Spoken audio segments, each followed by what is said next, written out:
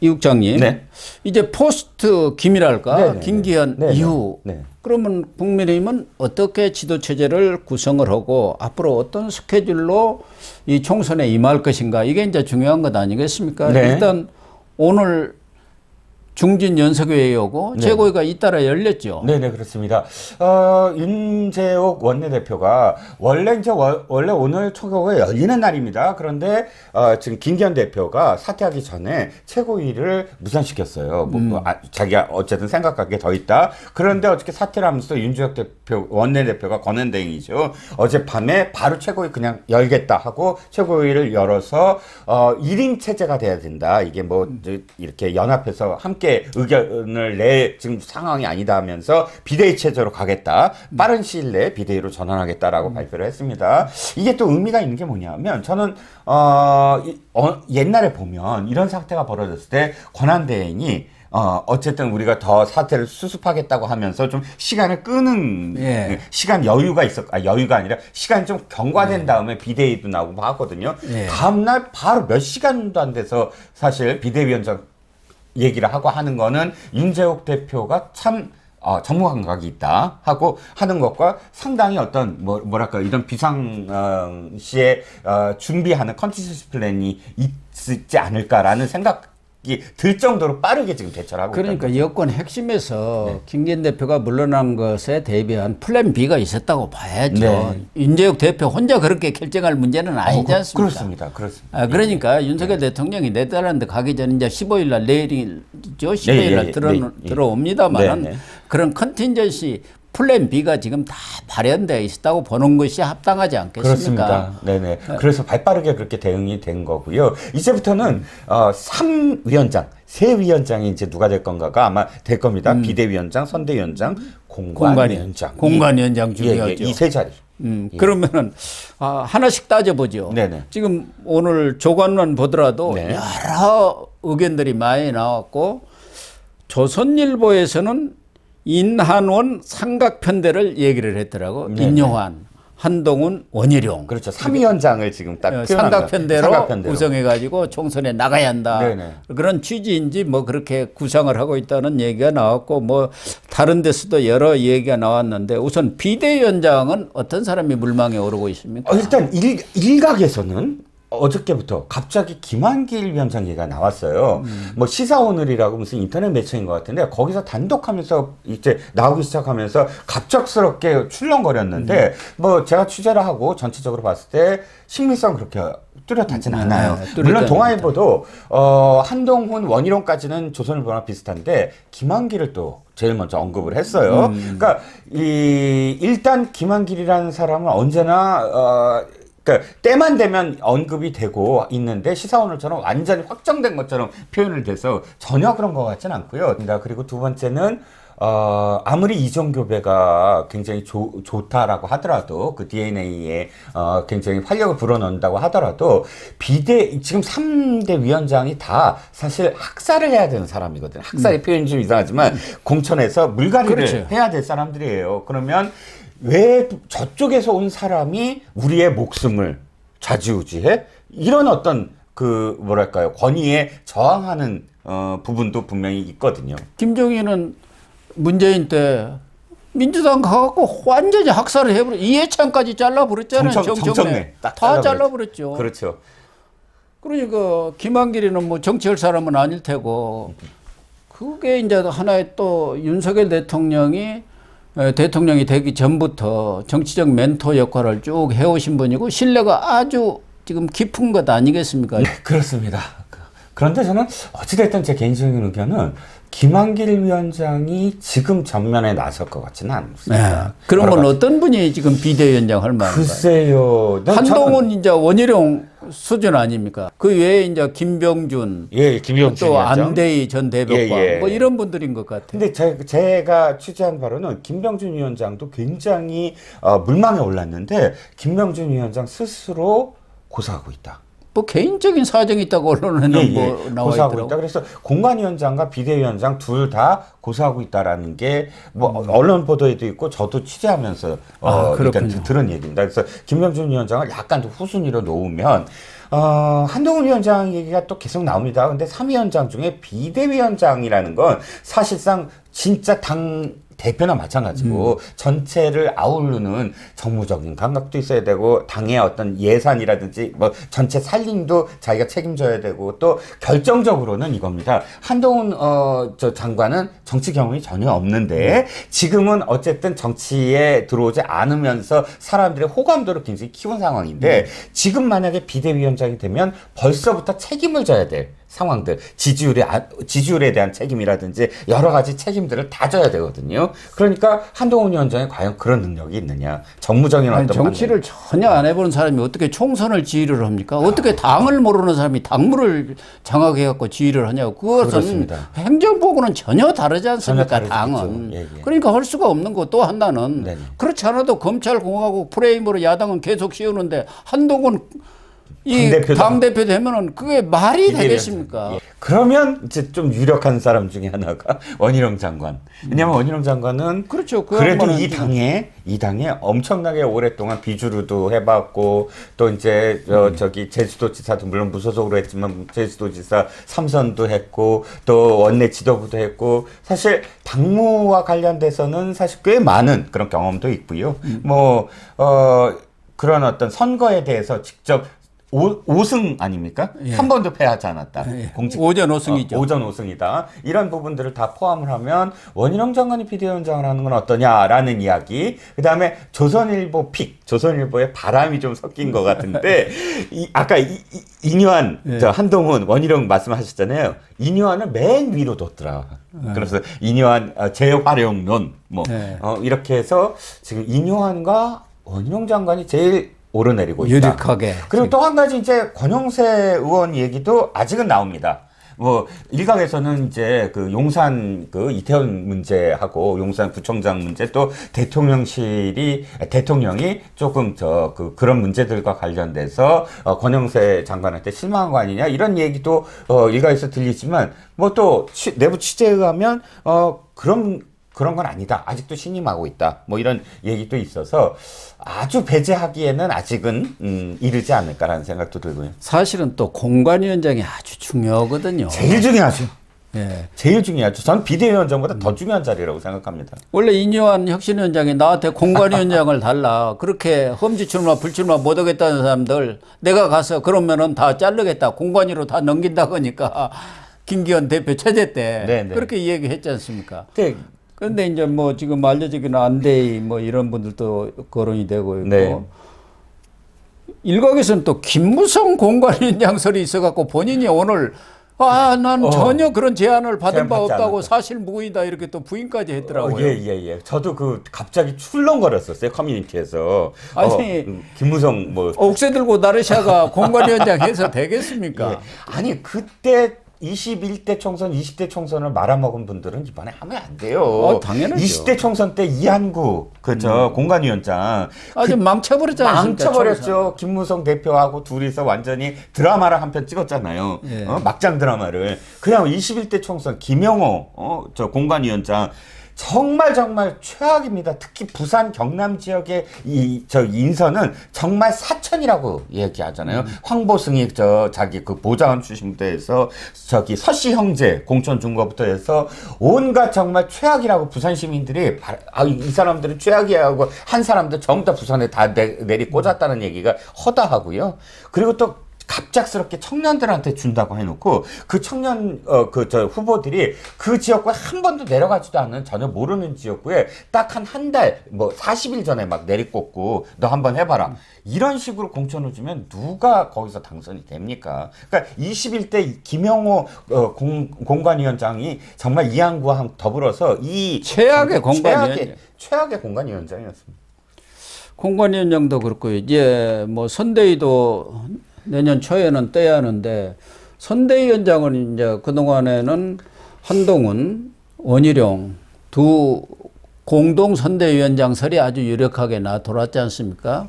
네. 문제는 이제 비대위원장을 어떤 분 그렇죠. 하느냐. 그렇죠. 이제 그게 예를 들면은 원희룡 장관 같은 당의 뿌리도 있고 노련한 그런 분, 또 국민적인 어떤 지지도 있는 분을 시키느냐. 네.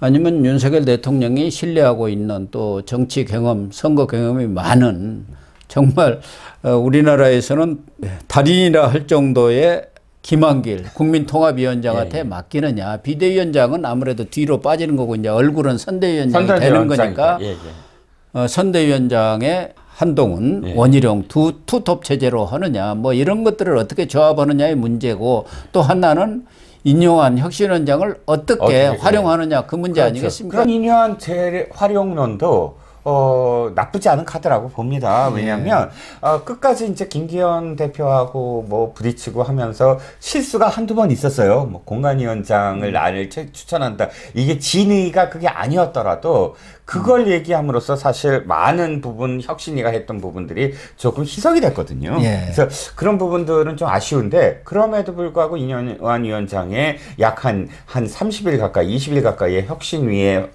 흐름을 보면 메시지를 친화력 있게 할 수 있다. 대중 친화력. 그렇죠. 그거 진짜 중요한 능력이거든요. 아무리 뭐 4년 동안 국회의원 해봤자 기자 한 번 안 만난 국회의원들 얼마나 많습니까? 그럼 대부분이죠. 뭐. 그런데 딱 그 기자들이 가서 한마디 했을 때 그 말을 받아서 제목감으로 딱 해서 기사를 쓸 수 있게 말을 해주는 거. 그건 아주 탁월한 커뮤니케이션 능력을 갖고 있다. 소통 능력이 있더라고요. 그리고 일단 메시지 관리 능력과 더불어서 이슈 관리 능력, 이슈들을 계속 그 주목을 끌 수 있게 만들어내잖아요. 이슈 관리 능력. 여기에 어쨌든 나는 이 당에 빚진 게 없네. 나는 정치에 빚진 게 없네. 나는 그런 그 경력까지 포함을 하면 뭐 상당히 유용하게 정말 이 선거에 자신의 어떤 소임을 할 수 있는 사람이라고 생각합니다.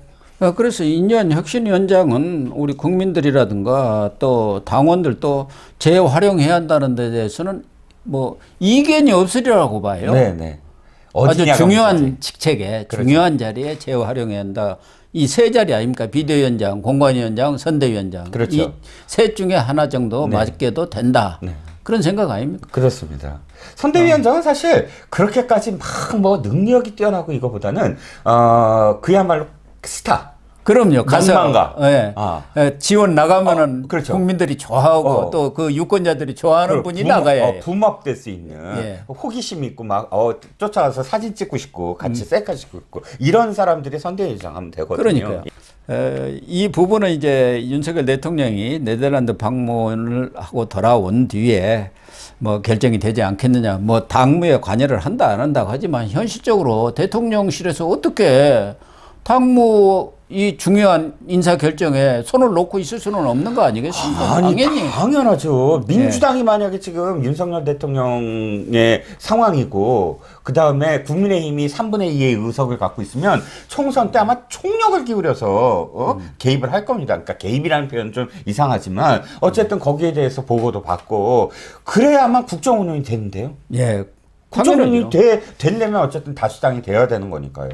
또 하나는 김기현, 장제원 두 분이 불출마, 한 분은 사퇴 이렇게 했지만 지금 지도부 또 중진 의원들 이런 분들이 지금 사퇴를 의사를 표명했다든가 뭐 초재선은 말할 것도 없고 민주당만 하더라도 아주 유능한 초선 의원 두 사람이 이탄희 의원 대선 후보까지도 지금 오르는 사람 아닙니까? 그렇죠. 자기 딱 불출마 선언을 하고 나섰지 않습니까? 그렇죠. 참 안타까운 게 뭐냐면 그겁니다. 사실 민주당이 자기가 부족한 부분이 바로 그러니까 경제 전문가나 혹은 산업계예요. 양양자 의원하고 지금 말씀하신 세종시 의원하고 이 두 사람은 사실 증권회사 대표도 하고 상당히 능력 있는 사람이거든요. 근데 이런 사람들이 자신의 어떤 그런 반기업적 행보라는 그런 이미지를 희석시켜 줄 수 있는 전문가들이거든요. 하나는 반도체 전문가, 하나는 금융 전문가. 근데 이런 사람들이 전부 다 이 당이 품지도 못하고 도대체 자신의 어떤 전문성 살리지도 못한다고 뛰쳐나가게 만든 건 민주당이 크나큰 어쨌든 그건 민주당 문제고 지금 그마저도 국민의힘은 아무도 나서는 사람, 네네. 초선 의원들은 전부 용산 눈치만 보고 어느 줄에 쓸까 하고 도대체 이런 사람들이 국회의원에서 무슨 소용이 있느냐는 게 많은 대다수 사람들의 의견이거든요. 초선부터 지금 물갈이를 확 해야 합니다. 거기에 또 중진 의원들은 말할 것도 없고요. 그렇죠. 장관 뭐 다 해먹고 와서 노후 대책으로 국회의원 해갖고 지금 4선, 5선, 6선까지 하는 사람, 이런 사람들 다 물갈이를 해야죠. 아니 가장 최악이 김영 중소기업부 장관 있잖아요. 네. 이영 저기 그 중소기업부 장관 자기 페이스북에 그거 올렸잖아요. 아이고 서초로 갈까 분당을로 갈까 서초을로 갈까 어떤 을로 갈까 뭐 하면서 꽃길을 지금 걸어야 될까 이런 식의 어떤 글을 써서 그러면서 이 사람이 하는 말이 이거 아닙니까? 아니 내가 희생을 했다. 장관으로 나가면서 희생을 했다. 장관 나가는 게 희생을 한 건가요? 이런 사람을 장관 시킨 게 제일 문제입니다. 예. 누가 추천했는지 모르지만. 그렇죠. 또 서병수 의원 같은 경우도 김기현 대표 그렇게 사퇴를 요구를 했으면 본인도 지금 몇 선입니까? 부산시장도 했죠. 네네. 그러면 이제 물러날 때도 그 그렇죠. 본인뿐만이 아니지 않습니까? 자기 힘들일 때 자기 동생 서범수 동생을 같이 국회의원 만든 사람 아닙니까? 그렇죠. 그런 사람들이 이럴 때 희생을 하고 결단을 해가지고 좀 당을 살릴 수 있는 선당우사 그런 노력을 해야 할 거 아닙니까? 그렇죠. 이제 서병수 의원에게 사실은 공이 넘어갔습니다. 왜냐하면 서병수 의원이 지금까지 1년 몇 개월 동안 계속 윤석열 정부에 대해서 비판적이었고 제대로 해라 기득권을 내려놓으라 또 당에 대해서도 김기현 대표에게 계속 그렇게 주장을 하지 않았습니까? 최소한 그렇게 얘기했다면 지금 가장 중요한 게 영남에서의 공천혁명이에요. 그러니까 얼마큼 사람들이 감동을 느끼게끔 공천의 혁명을 일으킬 수 있느냐가 가장 관건이라면 부산 경남에서부터 사실 서병수 의원이 솔선수범해야 됩니다. 솔선수범해갖고 내가 나를 어쨌든 나부터 먼저 이렇게 희생을 하겠다라고 얘기하면 지금까지 얘기했던 모든 비판들을 전부 다 진정성 있게 받아줄 수 있다는 겁니다. 또 하나는 당도 물론 변해하고 쇄신을 해야겠지만 많은 국민들 또 총선의 걸림돌은 윤석열 대통령의 지지율입니다. 낮은 지지율 아닙니까? 네. 지난주 갤럽에서도 32%인가 지금 나왔어요. 긍정평가가. 네. 그렇기 때문에 윤석열 대통령의 낮은 지지율을 어떻게 올릴 것인가. 그건 뻔한 겁니다. 윤석열 대통령의 여러 가지 국정 운영의 스타일을 바꿔야 하는 거예요. 그러니까 대통령부터 바뀌어야 한다는 목소리가 우파 쪽에서도 그래야만이 총선에 이긴다. 그거 아닙니까? 그렇죠. 총선에 이기지 못하면 사실상 대통령은 그 즉시 레임덕이 됩니다. 네. 그렇지 않습니까? 네. 그렇다면 절박해져야 되고요. 절박하려면 그야말로 대통령실이 지금까지 받았던 비판에서 정말 옳은 것들은 수용해야 되거든요. 특히 가장 중요한 게 정무적인 판단이 정말 없습니다. 대통령실이 인사 문제라든지 혹은 정책과 관련돼서 그것을 국민들한테 설득하는 능력이라든지 이런 진짜 해야 될 것들에 대해서 못하고 있는 건 사실 거기에 있는 인적 자원의 문제이기도 하거든요. 그러면 사실 저는 비서실장부터 바꿔야 된다. 그러니까 지금 아무리 뭐 총선에 나가기 위해서 사람들이 나가서 뭐 수석을 바꿨다고 하지만 사람들은 감동을 느끼지가 않아요. 예. 왜냐하면 그 사람들 저기 총선 나가려고 몇 사람 나온 거 같고 새로운 사람이라고 해봤자 안에서 그냥 돌려막기 하고 뭐 새로운 사람 뭐 귀에 들어오는 것도 없는데 그게 무슨 뭐 쇄신이야? 아니 도대체 대통령실이 지금까지 쇄신 한 번이라도 해봤어? 이런 목소리가 나오거든요. 대통령부터도 대선 때 공약했던 특별감찰관제 왜 이런 것을 안 합니까?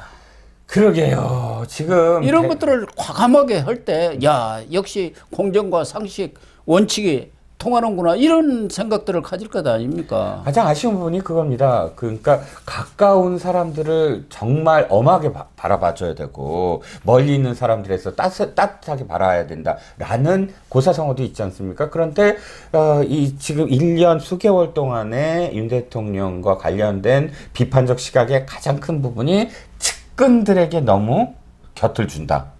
그리고 거기다가 김건희 여사의 문제는 끊임없이 지금 제기가 되고 있고 보수 언론까지도 칼럼을 통해서 아주 비판적으로 쓰고 있는 그런 상황까지 지금 간 것 아닙니까? 그렇습니다. 그런 것을 제어할 수 있는 것은 제도적인 장치로 해야 하는 거고 그 네. 장치가 바로 특별감찰관 제도 아닙니까? 그렇습니다. 예. 그럼 저는 저도 역시 특별감찰관제는 제도가 있는데도 불구하고 그 제도를 제도에 의해서 시스템에 의해서 어떤 국정 운영을 하지 않는 대표적인 사례고 대표적으로 자기의 어떤 가까운 사람들만 챙긴다라는 비판에서 벗어나지 못하고 있는 얘가 바로 그 특별감찰관제를 지금 아직도 활용하지 않고 있다라는 거죠. 아무튼 뭐 여권도 앞으로 이제 총선까지 한 4달 정도 남았나요? 그래서 예예 3개월 하고 며칠. 네, 많은 변화가 있을 것 같습니다. 그렇습니다. 예, 그 변화가 어떻게 소용돌이를 칠지 그에 따라서 민심도 많이 움직이지 않겠나. 네. 그래서 지금처럼 어려운 상황에서 벗어나서 민심이 좀 상승세로 돌아서야 할 텐데요. 그러게요. 예, 그렇게 좀 당과 대통령실이 노력을 같이 해주기를 부탁을 드리겠습니다. 네.